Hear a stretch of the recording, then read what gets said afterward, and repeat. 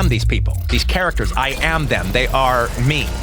This is Tarantino. Colonel Landa was one of the greatest characters I've ever written. Breaking down his most iconic characters. Steven's role, Leo's character. There is kind of an interesting parallel between both Django and Schultz. From their conception, I just lucked out when it came to Rick and Cliff. all the way to casting. Leo has always been a fan of my work. Okay, this is the one for Brad. Well, I'm not going to take off John Travolta. I think you're too handsome for Cliff. If he doesn't do it, what the am I gonna do?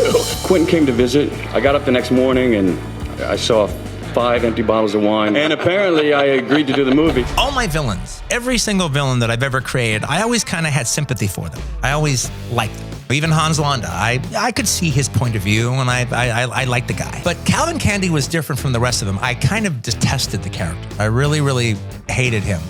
And it was weird to write a character that I hated. Leo has always been a fan of my work and my writing. I think whenever I finish a script, Leo gets a copy of it. I don't send it to him. I think he just procures it. He can do things like that, all right? And so he had read the script, and all of a sudden I got the word that he would be interested in playing the character, Mr. Calvin Candy. When Leo was really into it, I thought I was kind of buffaloing him a little bit. I thought, this character is not as good as he thinks it is. I'm not going to set him straight. It was just a fact that, to me, he was without ambiguity. And so that made him a lesser character. Gotcha. But Leo brought ambiguity to the piece. I had always thought of Calvin Candy as an evil king, an evil ruler.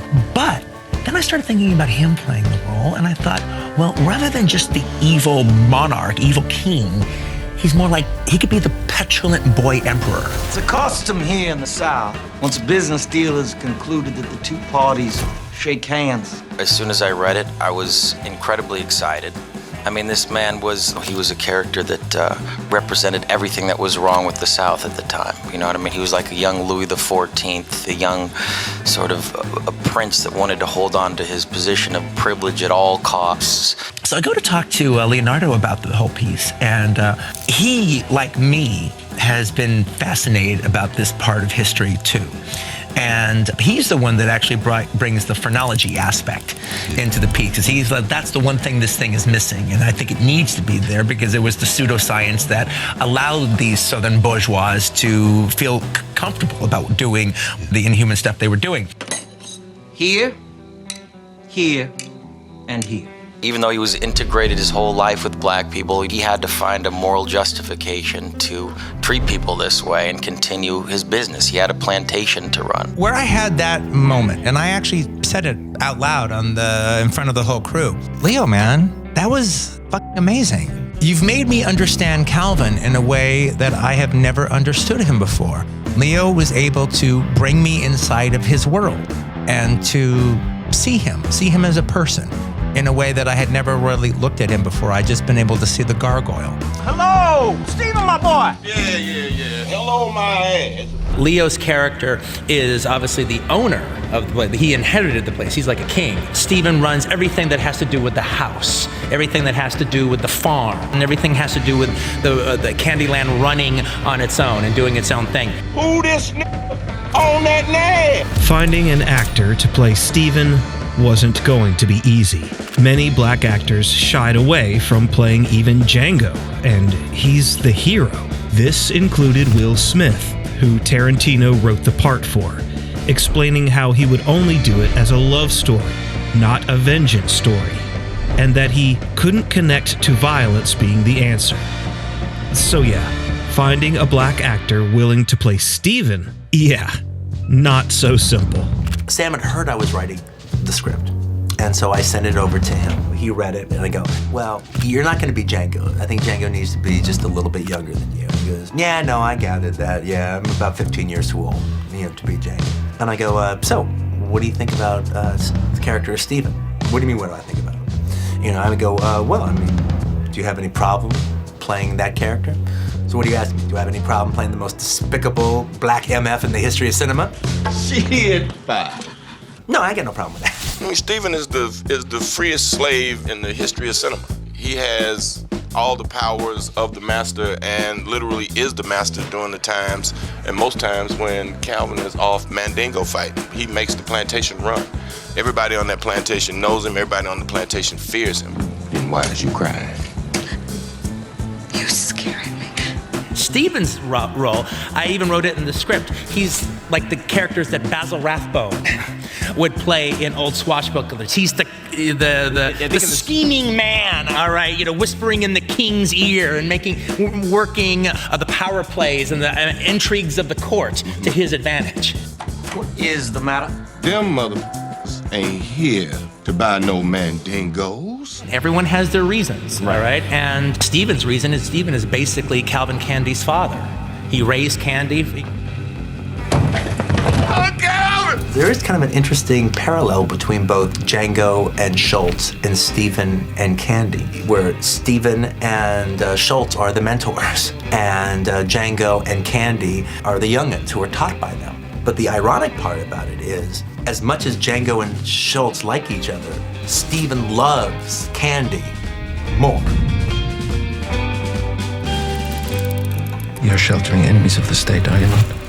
When I finished that script, I knew that Colonel Landa was one of the greatest characters I've ever written and one of the greatest characters I will ever write. How did you create the character? It's, he just flowed out of me. I mean, I really can't really tell you, well, I did this or I did that. I think the first scene that I wrote in the movie was the opening scene. I always have to kind of write in order. The opening scene in the film where he's interrogating the French farmer at the film. So I discovered him as I was writing him. Well, to me, he's, one of the things about Colonel Landa is he's a detective. That's his thing. That's his job for the Nazis. And he's a great detective. Right. And every scene he does is some version of an interrogation. And every piece of interrogation is a piece of theater or a mind game with the participant. Before I go, could I have another glass of your delicious milk?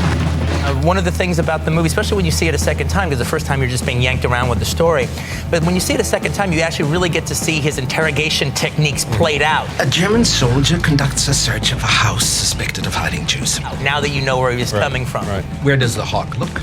In the script, in the opening scene, when he's interrogating this French farmer, the French farmer takes out a pipe and starts smoking it. Please stop here if I smoke my pipe. Oh, please, Monsieur Lapetit. And at some point, Landa says, hey, can I take out my pipe? May I smoke my pipe as well? Yes, and he pulls out this big giant calabash, which is the pipe that Sherlock Holmes smokes. One, you can say it's a sexual thing because my pipe is bigger than yours. All right, and the other thing, you can say, I know you're lying and I got you. I've got the Sherlock Holmes pipe. And then I had dinner with Christoph, and I asked him, I go, let me ask you a question. In the script, it implies that this is definitely Landa's pipe and he uses it to think. But let me ask you a question. What if Landa doesn't smoke a pipe? Oh, it's simply just an interrogation technique to throw the farmer, send him more to hell. And I said, what do you think, Christoph? He goes, oh, he doesn't smoke a pipe at all. It is simply an act of theater. I realized I was writing a pretty impressive character fairly early on. And one of the things about the character is the fact that he's a linguistic genius. And I knew that whatever actor I cast to play this has to be as much of a linguistic genius as Landa is. An actor could do the best job they could try, but if they just didn't have that in as part of their character, it just wouldn't work. He would never be what he was on the page. I literally had a moment where I didn't think I was going to find it. And I called the producers and said, look, if we can't find the right Landa, I'd rather just publish this script and do something else.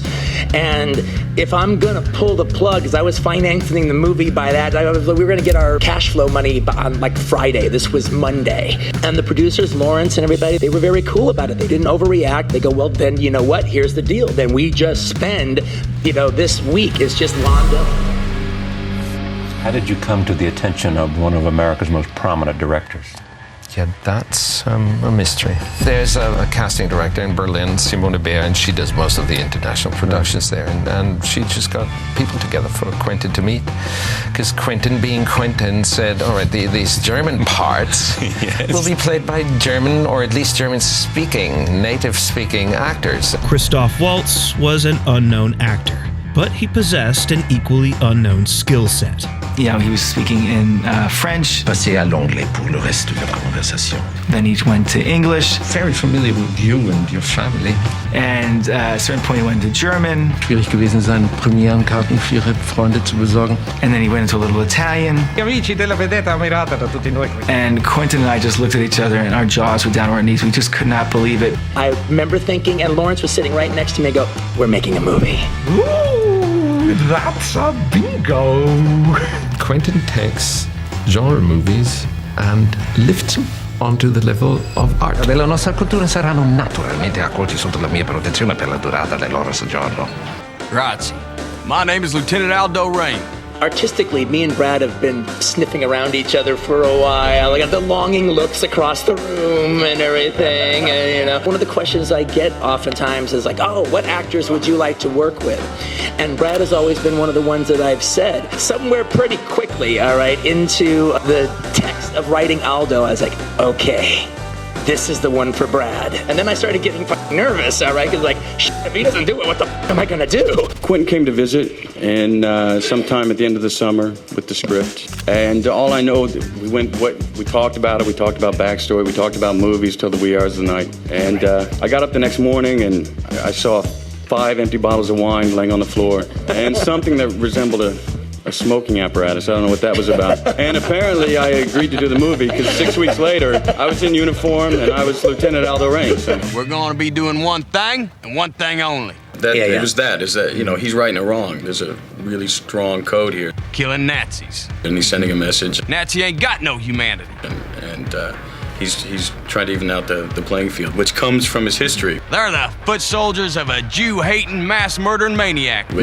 Which, when you get into a Quentin Tarantino movie, and you get to embrace one of the characters, you soon learn that he's got backstory since the inception of the guy. Well, you can't see the scar. He will tell you. He will tell you. No, I love doing stuff like that. And even when I end up, I might write big scenes or something that will never see the light of day as far as the story's concerned. But once I write it, it happened. It's history. And it's just now, and it's just more informed. I just inform it.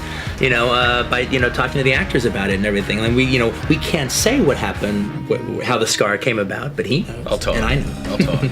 But it's him bringing you the backstory instead of you bringing it yourself, basically, right? Aldo is incapable of being anybody other than Aldo. Even when he tries his best. He's not throwing it away. He thinks he's doing a good job. The joke of an American's lack of learning another language. Because I wonder how you heard that in your head when you had written. Did you think that maybe he did speak some Italian? Oh, well, I figured he understood it a little bit. I mean, he was in Sicily, all right, so it would make sense that he'd be able to get information across. I can get around Germany by throwing a few words together. Having said that, though, in my mind, he pulled it off a little bit more. And then when he said it that way, it was at the script reading, and it killed. And then after he said it, I was like, well, God, now I can't. Now you've ruined it for me. I can't hear it any other way. I don't have a choice. I have to do it that way now. Buongiorno. The character's right there. The character's right there on the page. But unless it's perfect casting, it's gonna stay on the page. It'll never be as good as it is on the page unless the casting is moi. I think this just might be my masterpiece. It's not only, it was quite a few years ago. I was doing a movie and it had an old-timey actor in it, and he had a stunt guy. He had a guy who'd been with him for the last 8 or 9 years. And I'm sitting across the set on an Apple box or something, and I look over and I see the two guys, the stunt guy, the longtime stunt guy, and the actor sitting there just shooting the breeze, sitting in a couple director chairs, shooting the breeze, both dressed identically. And I saw the whole 9 years of their relationship. And I go, wow, that's a really interesting relationship. If I could, if I was ever going to do a movie about the making of a movie, that would be an interesting way to get into the story. That would be an interesting dynamic to kind of follow through on. I actually remember bringing up to Brad, I go, look, I think you would be a fantastic Cliff, but I think you're too handsome for Cliff. I don't see Cliff that handsome. I mean, if he was that handsome, why isn't he an actor? You're kind of pretty for a stuntman. And Brad was, yeah, I know what you mean. That's what they tell me. Not talking good about himself, but just understanding the arc of a character. He knows what fucking stunt guys look like. I go, yeah, I mean, I want to just put a big fucking scar right across your face, but I can't do that because I've done that already. He goes, yeah, I know. I do it too. I go, yeah, I know. Well, you can fuck up my body. And yeah, well, we're going to do that. Don't worry about that, Now, I can't imagine Cliff not being the most handsome guy in Hollywood. I mean, it's such a part of his character. It's such a part of who he is. It's such a part of this kind of Zen quality that he has. It's just who he is. The fact that every girl who sees him, he flirts with and she flirts back. Hello, hot stuff. Like Bogart in The Big Sleep. Oh, yeah, I'm looking for a good mystery on something off the beaten track like the Maltese Falcon. Looks like third time's a charm. How are those pickles? That is a kind of who he is. He should be the most handsome guy on a set. And in the Cliff character that Quentin created, you see a guy who's in a place of acceptance with his lot in life, quite at peace, will take whatever comes and knows he'll figure it out as we go. So for me, it comes down to acceptance. Because Brad is remarkable in the film. And a lot of it is through his body language, his physicality, his eye lines. How do you talk about that from scene to scene to really develop that character without him having to say much? When I write a character that doesn't have a lot, that doesn't say a lot, doesn't get it across a lot in dialogue, I tend to write those characters more prose-like. I tend to write them a little bit more like a novel, all right? And I'm putting a lot of stuff in there that you guys, the audience, is never gonna see. I wrote a whole prose chapter of exactly what happened on the boat with written like the first chapter of a book, all right? It was called Misadventure. And there you find out exactly what happened. I'm not telling you guys, all right? But Brad knows. Really, the most challenging times are the down times. And Cliff's that guy who just doesn't sweat the small stuff. So to have, that friend that's got your back is everything. You're a good friend, Cliff. I try. I just lucked out in having a really rich dichotomies, especially when it came to Rick and Cliff. I mean, the whole thing of their career is Rick is the one who pretends to be the badass cowboy, the guy who can do this and the guy who can do that. And Cliff is the guy who's the badass, who can do this and can do that. And the dichotomy of the fact that Rick is kind of a f***ing wreck. Whoa. About the actor P. Dool, who was on the show, alias Smith & Jones. And you could maybe die before your time. I feel all right. Somewhere in the second season, he committed. I did a little bit of research and found out a little bit that he had a bit of a drinking problem. It sounds like the guy was undiagnosed bipolar and he had mood swings. And the reason that he was drinking was to self-medicate himself. Now, we already had Rick a drinker, but the whole thing of undiagnosed bipolar and not knowing how that works and the weird pendulum swings of emotion that you would have, especially if you don't have a medical understanding of why you feel that way. That became a really interesting thing that we thought that Rick could deal through.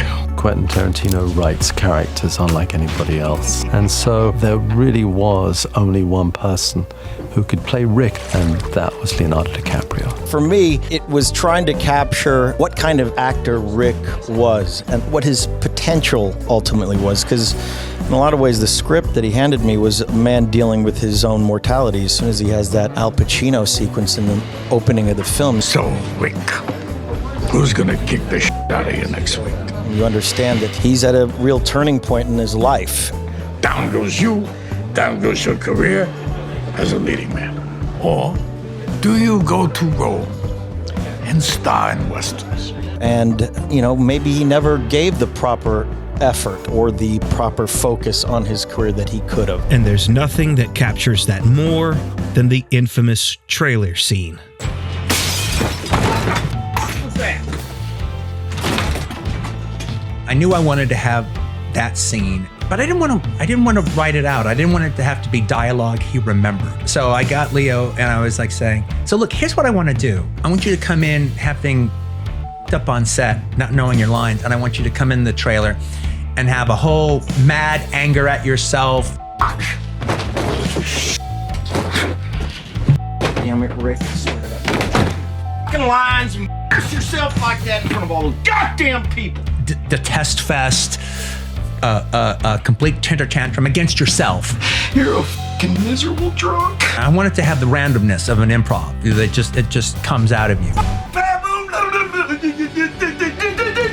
That sequence is a very interesting one. Got you right into the psyche of what Rick was going through, and I think it became a very universal thing, not only for actors who've been in that position and have those voices of doubt within all of us, but you get a real insight into his psyche there, and I think I'm really glad we got to do that sequence.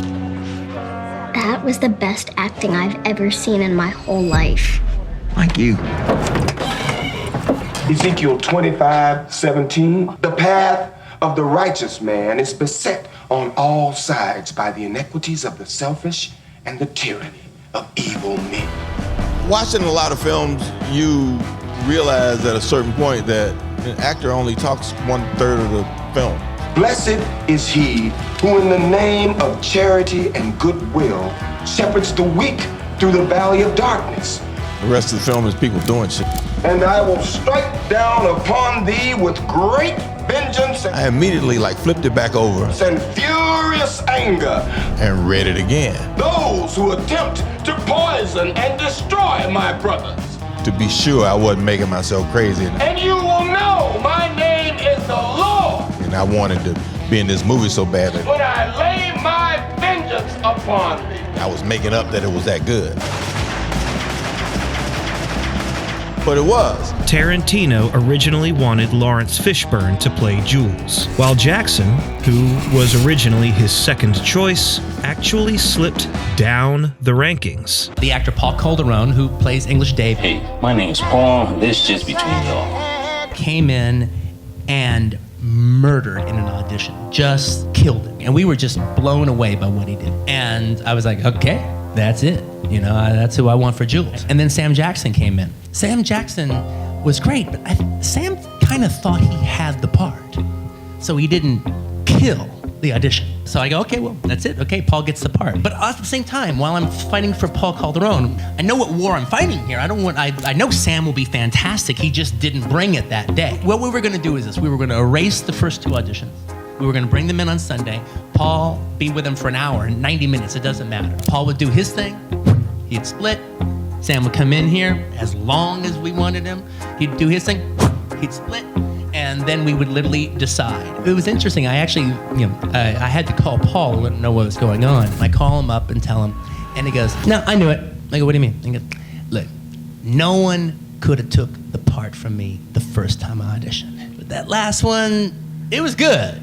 But somebody could take it, and I knew Sam Jackson was coming in next. What just happened here was a fucking miracle. People forever would say, you put him in a Jerry Curl, why? I had written it that he would have a big fro. Not Link from Mod Squad, but, a fro.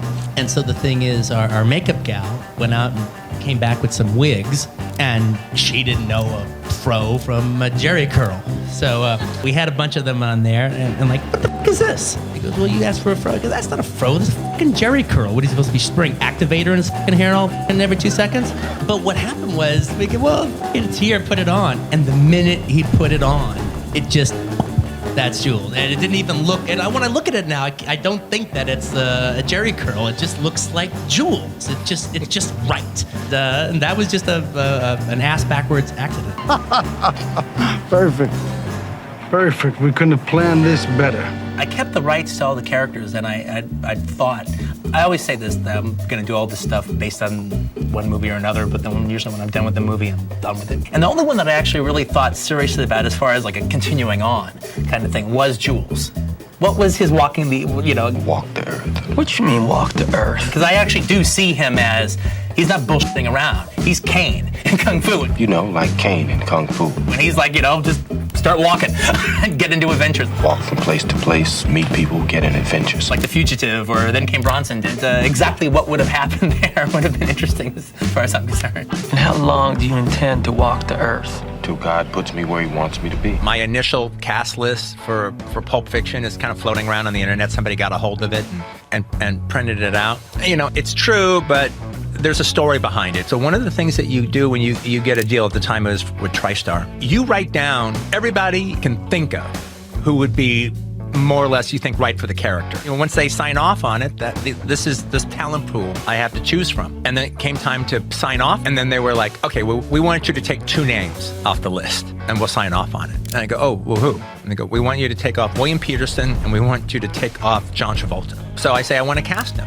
And now it's not TriStar anymore. Now it's Miramax. And Harvey Keitel is John Travolta, but he just does straight to video movies, and that talking baby shit.